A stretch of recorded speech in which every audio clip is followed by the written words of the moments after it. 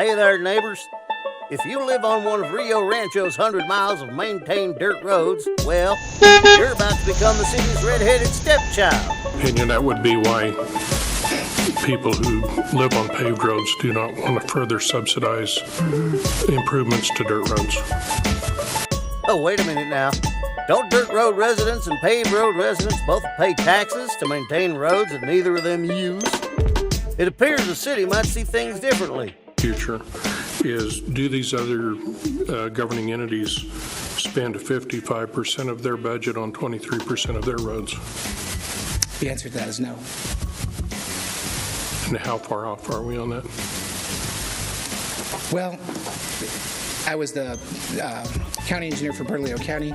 We had maximum grading schedule. The most we would hit a road was once every 2 weeks. Here we do 40 miles a week of the same roads. So does that answer your question? It kind of shows you the disparity.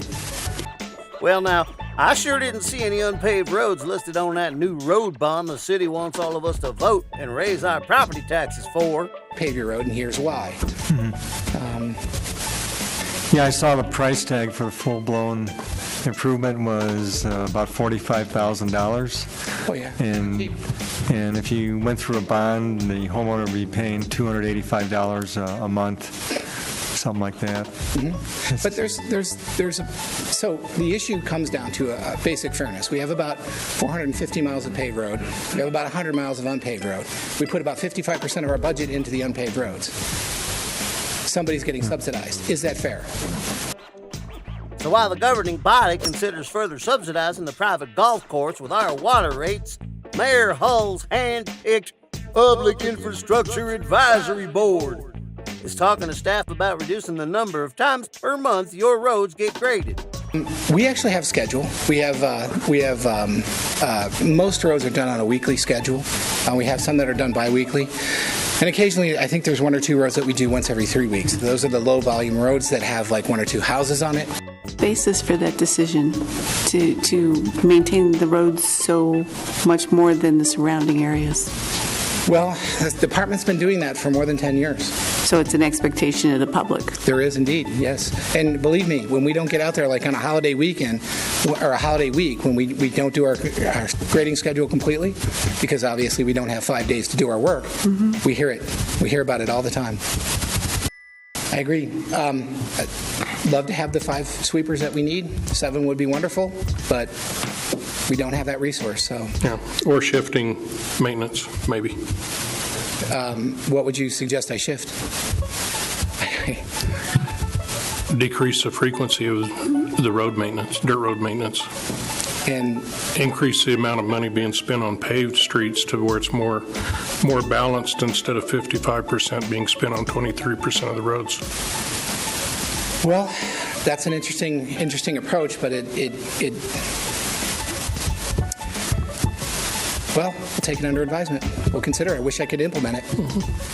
Ladies, when that washboard gets your teeth rattling, just take time to enjoy it. It's all good. I was thinking, if the city adopted an approach of, we talked about the public's expectations, but if you deliver a safe and reliable road, how much maintenance would that incur versus what you do now?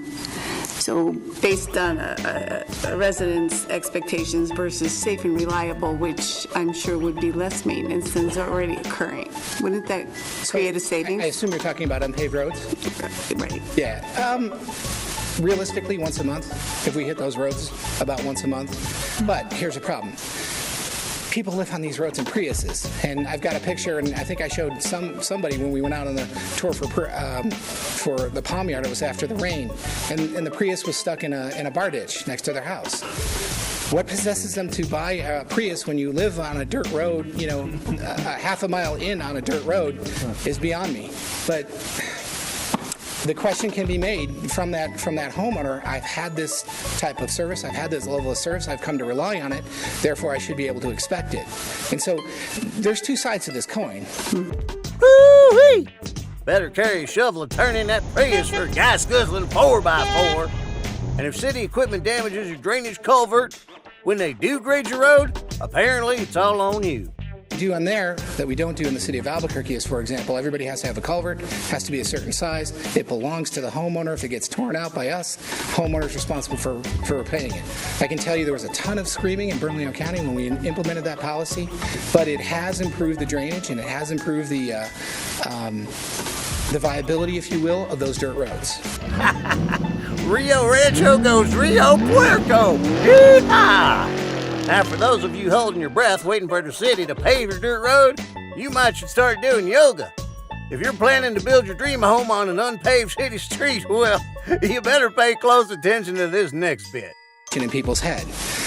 If you read the stuff from Unit 11, you understand that local infrastructure needs to be paid by the local people. And so that does create a real conflict. That's an issue. Because we get calls every single day from people, fix my road, fix my road, fix my road, pave my road. Well, I can't pave your road. And you know, when these residents built the house, they had a dirt road.